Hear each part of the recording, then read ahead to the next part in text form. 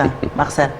Alors ñu ñëw ci un jour une actu tey quand même tu as choisi de parler d'un sujet boo xam ne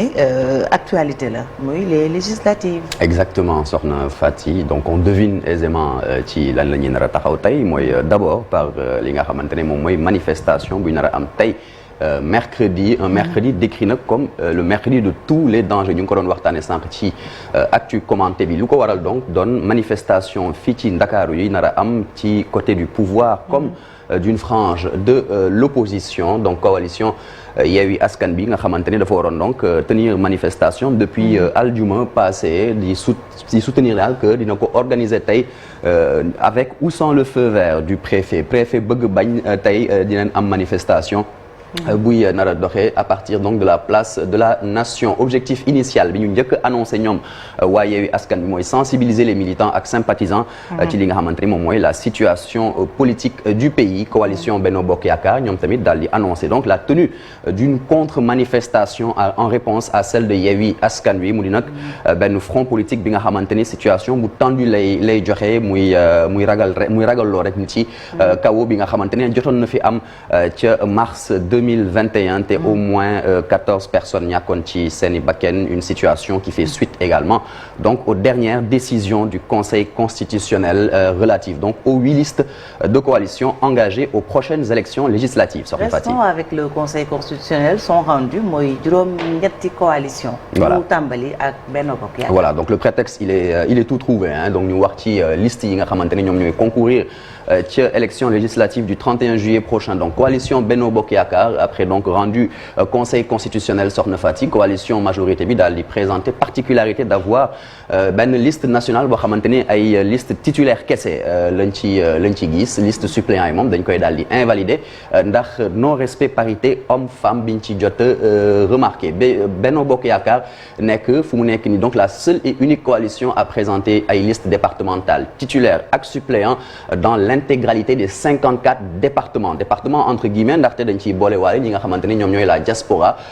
juróom-ñetti liste donc la ñu répartir ñoom ci diaspora bi Afrique du Nord Afrique de l'Ouest Afrique du Centre Afrique australe Europe de l'Ouest Centre Nord Europe du Sud Amérique Océanie ak Asie Moyen-Orient loolu mooy zone diaspora bi nga xamante ni foofu la Benno Bokk Yaakaar am ay liste et puis curiosité liñ ci gis mooy la non-investiture quand même de Moustapha Niasse bi nga xamante ni nekkoon na fi tête de liste boobu les coalitions ñaari yoon en 2012 ak 2017 loolu taxoon sax ñu daal di koy tab mu doon président Assemblée nationale fukki at donc benn étudiant lañ gis ne moom tamit dañ koy daal di investir à la 26e position de la liste nationale de Benno Bokk Yaakaar il s'agit de Abdoulaye Diagne et puis récent transfuge du Parti démocratique sénégalais Djibril Wade bi nga xamante ne moom mooy maire bu Biscuiterie président ASC Ñaari Tali ak ligue professionnelle de football beneen curiosité bi ñu ci gis mooy dañ ko présenté comme sans profession sur la liste départementale Benno Bokk Yaakaar ci Dakar et puis sur la liste Benno Bokk Yaakaar de Dakar Juliette Zenga nekk parti socialiste moom profession bi ñu ci def mooy député nekk beneen curiosité et puis ñuy fàttali que Benno Bokk Yaakaar moo nekk la seule et unique coalition à avoir donc benn jigéen comme tête de liste nationale mu di donc Aminata ñu tuddee ko Mimi Touré borom on accélère la cadence. Alors on accélère la cadence. jëm Yewwi Askan Wi. Voilà. Accélérons la cadence. Accélérons la cadence à l'heure actuelle donc coalition opposition bi di Yewwi Askan Wi moom benn liste nationale la am waaye moom contrairement à Benno Bokk Yaakaar moom liste suppléant la daal di présenté lu ko waral doon liste titulaire yi ñoom dañ koy daal di invalider ndax benn curieux doublon bi ñu ci jot a gis mu di benn candidat bi nga xamante ne dafa nekkoon ci liste à la fois titulaire ak suppléant conséquence donc beaucoup de ténors de l'opposition non aujourd'hui sont hors course ci législative yi mu mel ni Ousmane Sonko Aïda Mbodj Malick Gakou Cheikh Bamba Dièye Déthié Fall Moustapha Guirassy ou encore Cheikh Tidiane Youm pour ne citer que cela nouvelle tête de liste nationale Yewwi Askan Wi moom daanaka kenn xamu ko lu bëri ci wàllu politique mi di Omar Sy ñu daal di koy présenter comme un cadre de l'aviation civile d'où la tentation nag bi ñu daal di prêter ñi di waa Yewwi Askan Wi ñum daal dañu bëgg rek mettre la photo d'Ousmane Sonko ci bulletin de vote bi en vertu de son alliance stratégique tamit avec wàllu buñ ko fàttee Yewwi Askan Wi di présenter ay liste candidature que dans 34 départements toujours entre guillemets ndaxte Yewwi Askan Wi itam dañ koy fekk ca diaspora lu mel ni Afrique du Nord Afrique de l'Ouest Australe Europe de l'Ouest du Centre du Nord Amérique Océanie ak Asie Moyen-Orient soxna Fati. aywa ñu dem ci wàllu askan askan bi. wàllu askan wi justement la transition est toute faite après quelques frayeurs yi nga xamante ne daal dinañ koy am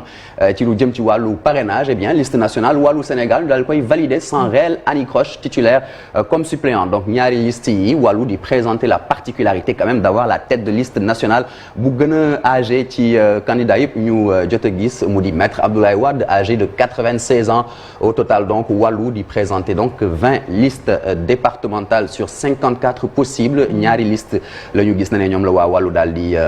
présenter ca diaspora mu di Afrique du Centre ak Europe du Sud ñu gis na ne itam ci wàllu curiosité ci liste yi di wàllu beaucoup de grandes figures du Parti démocratique sénégalais dañ leen di investir ci ay positions yi nga xamante ne dafa mën a compromettre seeni élection ou réélection kii di par exemple Cheikh Mbacké Bara Dolly nekk jusqu'ici président du groupe parlementaire Liberté et Démocratie moom investir ko ci 13e position sur la liste nationale. Mayoro Faye positionné 19e, le député aussi Toussaint Manga 31e sur la liste, sans oublier Tafsir Thioye 33e, Cheikh Dieng 37e et puis le leader de Tekki qui dit Mamadou Lamine Diallo ñu daal di koy investir 5e sur la liste nationale. Soxna Fatick. Il est 7h30, on accélère la cadence. On va accélérer les serviteurs. Les serviteurs donc mu di après benn donc tension bi nga xamante ne dañ ko gis moom tamit ci wàllu parrainage liste nationale coalition MPR les serviteurs ñu daal koy valider ñoom tamit titulaire comme suppléant particularité am nag mooy essentiellement dañuy composer ñi nga xamante ni ay en tout cas amuñu expérience ci wàllu politique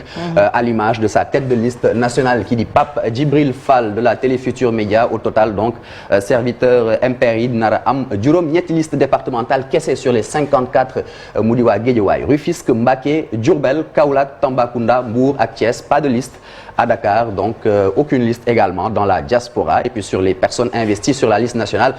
ñu gis na ne écrasante majorité bi ay commerçants la ñu 14 sur 53 quand même et puis l'autre curiosité Ndeye Yacine Sey bi nga xamante ne dañ koy daal di investir à la 14e position de cette liste moom journaliste la tamit ci Télé Futurs Médias beneen curiosité il y en a beaucoup mais on va finir par celle-là Mamadou Sanoussi Ba bi nga xamante ne moom professeur la au lycée Limamoulaye éditorialiste sur Sen TV moom 13e sur la liste nationale des serviteurs lañ ko daal di teg. waa Natangué fan lañ féete. voilà waa Natangué ñoom tamit liste nationale validée titulaire comme suppléant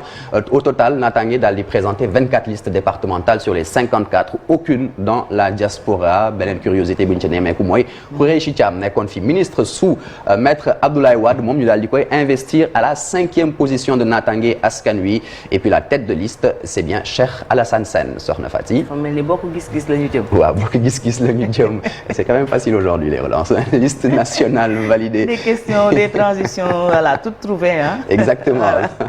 Tête de liste nationale. On se casse pas la tête. Exactement. Ai-je besoin de le rappeler Pape Diop ancien maire de Dakar nekkoon fi tamit président Assemblée nationale. ak bu Sénat bokk gis-gis ñoom di présenter 34 listes départementales ñoom tamit amuñu benn liste ci diaspora bi Alioune Kébé moom la ñu taxaw ci wàllu coalition bokk gis-gis pour parler de la curiosité qui nous intéresse moom ancien footballeur la au Jaraaf et en France moom la ñuy seet fii ñu daal di koy investir comme tête de liste départementale bokk gis-gis bu Dakar Aliou Sow nekk ex Parti démocratique sénégalais nekkoon fi tamit ministre de la jeunesse notamment sous Wade ñu daal di koy investir à la 3e position de la liste nationale de bokk gis-gis. Très rapidement on enchaîne avec Aar Sénégal et puis buntu bi. Très bien donc liste nationale coalition alternative pour une assemblée de rupture au Sénégal donc Aar Sénégal ñu daal di koy valider ñoom tamit titulaire comme suppléant tête de liste nationale bi nekk Thierno Alassane Sall Aar Sénégal di présenter 37 listes départementales sur 54 ñuy nar a concourir dans la diaspora telle qu'en Afrique du Nord Europe de l'Ouest Centre-Nord wala Amérique